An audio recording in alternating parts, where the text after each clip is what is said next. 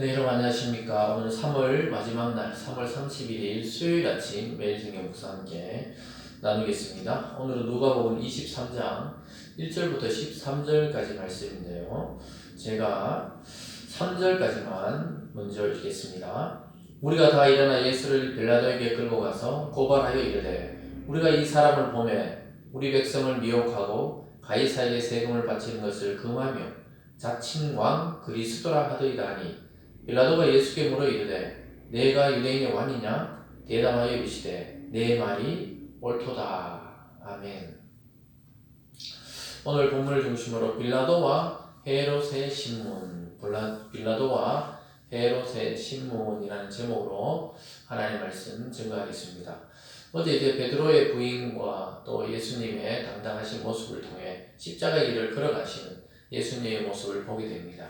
근데 오늘 이 장면은 종교 지도자들이 이 유대법으로는 예수를 죽일 명분이 없기 때문에 그 지역을 다스리던 총독 빌라도, 로마가 파송한 군인 총독 빌라도에게 가서 그의 죄를 이야기하는데 자칭 왕이다.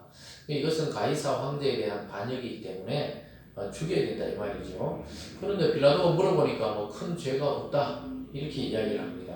그렇게 되니까 너희 어디 지역이냐니까 뭐 갈릴리 지역에서 왔다 이러니까 예수가 살던 지역의 이름을 대니까 그 갈릴리 지역의 분봉왕, 그러니까 그 지역을 다스리던 로마에 의해서 선택된 그 헤롯이라는 왕에게로 또 보내줘서 그 왕에게도 신문을 받는 것을 보게 됩니다. 그래서 빌라도와 헤롯 왕의 이 분봉왕의 신문을 통해 예수님이 누구신지를 드러내시고 또 예수님은 그 모든 과정과 수치를 참아내시면서 우리를 위해서 십자가의 길을 걸어가는 모습을 우리는 오늘 보게 될 것입니다. 그래서 오늘 두 명의 신문을 통해서 예수님의 정체에 대해서 살펴보겠습니다. 오늘 첫 번째로 총독 빌라도와 예수님의 모습을 보게 됩니다. 1절에 보면요. 우리가 다 일어나 예수를 빌라도에게 끌고 가서 고발하여 이르되 우리가 이 사람을 보매 우리 백성을 미혹하고 가이사에게, 그러니까 황제에게 세금 바치는 것을 금하며 자칭 왕이 되어서 그리스도, 자기가 구원자라고 지금 자칭 왕이 되어서 이른다 이렇게 고발했습니다. 그러니까 유대 종교 지도자들은 사실은 자기들이 가지고 있던 종교적인 이득과 기득권을 예수에게로 백성이 몰려가니까 그것을 빼앗길 것을 두려워하면서 자기의 그 종교적인 기득권을 지키기 위해서 아주 집요하게도 예수님을 제거하려는 그런 음모를 계속해서 꾸미고 그것을 실행하고 있는 것을 보게 됩니다. 그랬을 때 빌라도가 묻습니다. 3절에 빌라도가 예수께 물어 이르되 내가 유대인 왕이냐? 대답하여 이르시되 내 말이 옳도다. 예수님이 빌라도가 네가 정말 유대인 왕이냐 물으니까 예수님 맞다고 이야기합니다. 내가 유대인의 왕이 맞다고 이렇게 말을 합니다. 그러면서 4절에 빌라도가 대제사장과 무리에게 이르되 내가 보니 이 사람에게 죄가 없도다 하니 무리가 더욱 강하게 말하되 그가 온 유대에서 가르치고 갈릴리에서부터 시작하여 여기까지 와서 백성을 소동하게 하나이다. 아닙니다. 아니 오히려 이 적국 로마의 총독이 아니라 그러는데 종교 지도자들과 무리들은 예수님이 소동을 일으키고 있으니까 그리고 가이사에게 반역하고 있으니까 제거해야 된다고 계속해서 고발하는 것을 보게 됩니다. 정말로 이 예수를 위하거나 가이사를 위한 것이 아니죠. 자기들의 그 입지, 자기들의 종교적 그 카르텔 형성된 이 견고한 성처럼 자기들의 이익만을 위해 살아가는 지도자들이 자기 자리가 흔들리니까 이 정적을 소위 말해 제거하는 것과 같습니다. 근데 빌라도가 신문에 보니까 별 죄가 없거든요. 그렇지만 이 눈치가 보이니까 항상 정치인들은 여론에 신경을 씁니다. 백성들의 마음이 어디가 있는지 잘 파악해서 거기에 입 맞춰서 입에 맞는 사건들을 일으키기도 하고 또 그렇게 처리하기도 합니다. 그래서 오늘 두 번째로는 헤롯과 예수님, 그러니까 헤롯에게로 총독 빌라도가 예수를 보냅니다. 6절입니다. 빌라도가 듣고 그가 갈릴리 사람이냐 물어 헤롯의 관할에 속한 줄 알고 헤롯에게 보내니 그때 헤롯이 예루살렘에 있더라. 마침 예루살렘에 와 있던 헤롯 그 분봉왕에게 보냅니다. 왜냐하면 자기가 책임지기는 싫은데 또 백성의 마음을 달래줘야 되니까 그냥 풀어주면 될 걸 풀어주지 않고 헤롯 왕에게 보내는 것입니다. 참 정치인들이 예나 지금이나 참 하는 꼴을 보면은 자기 이익뿐만 아니라 이 백성의 그 여론을 얼마나 눈치를 보는지 몰라요. 그래서 그들의 자기 지지하는 사람의 입맛에 맞게 판결을 하기도 하고 사건을 몰아가기도 하고 그런 뉴스를 터뜨리기도 하고 그런 것들을 우리가 요즘도 쉽게 볼 수 있는데요. 예전에도 다르지 않았습니다. 그래서 8절에 보면 헤롯이 예수를 보고 매우 기뻐하니 이는 그의 소문을 들었으므로 보고자 한지 오래였고 또한 무엇이나 이적을 행할까 바라던 영광이라. 헤롯이 너무 좋아해요. 예수가 오니까. 왜냐하면 자기가 예전에 세례요한을 목을 베어서 죽였는데 또 다른 뭐 선지자라는 사람, 예수라는 사람이 나타나서 막 기적을 행한다니까 뭔가 호기심이 있었어요. 두려워하면서도 호기심이 있어서 무슨 기적을 행하는지 보려고 잘 되었다 이렇게 생각하는 것이죠. 그래가지고 막 여러 말로 물어봅니다. 9절에 보면 여러 말로 물으나 아무 말도 대답하지 아니하시니 대제사장들과 서기관들이 서서 힘써 고발하더라. 그 왕이 잘 물어보니까 그 지역의 분봉, 그 지역을 갈릴리 다스리던 헤롯이 물어봅니다.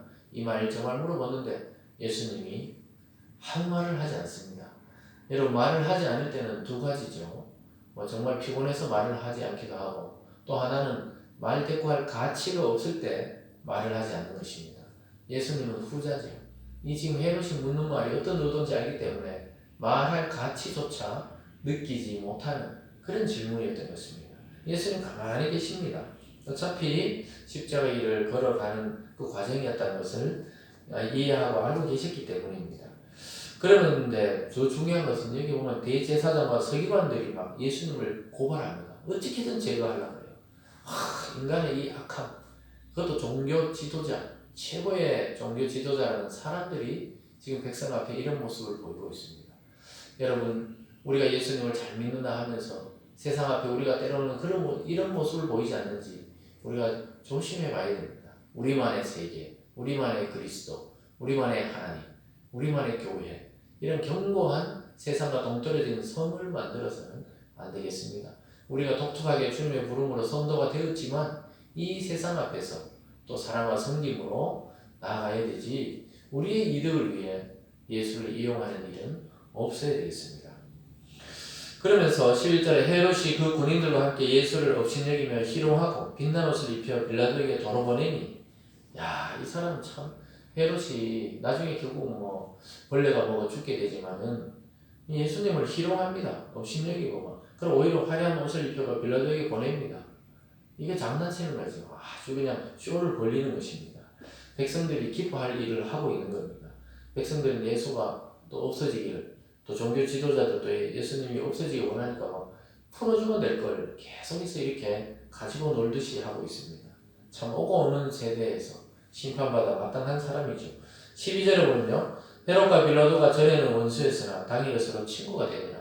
전에 원수처럼 으르거리다가 예수를 잡는데 예수를 또 제거하는 데는 백성의 그 인기를 몰이하는 데는 한 목소리를 내고 있다 이 말입니다. 서로 정적이었는데 서로 하나를 막 지금 이야기하고 있다 이런 것이죠. 사랑하는 여러분, 오늘 이 사건과 이 장면을 한번 드라마틱하게 보시면 어떤 느낌이 듭니까? 참 유대 종교 지도자들이 사실 제일 나쁘고요. 또 정치 지도자들도 자기 이익을 위해서 예수님을 막 이리 보냈다 저리 보냈다 아무 죄도 없는데도 백성 눈치 보면서 인기를 얻으려고 하고 있는 것을 보게 됩니다. 예수님을 모함해서 계속해서 죽이는 길로 보내려고 합니다.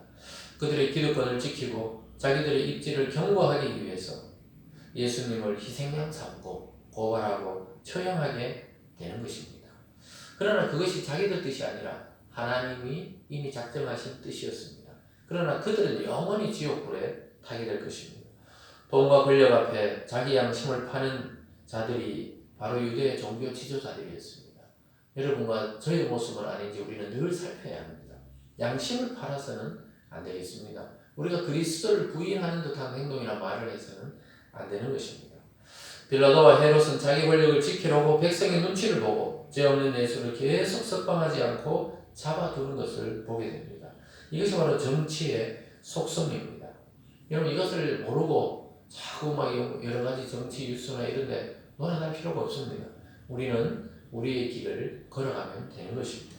하나님의 뜻을 위해 예수님의 침묵과 예수님의 선택은 바른 것이었습니다. 일일이 대꾸하지 않는 것입니다.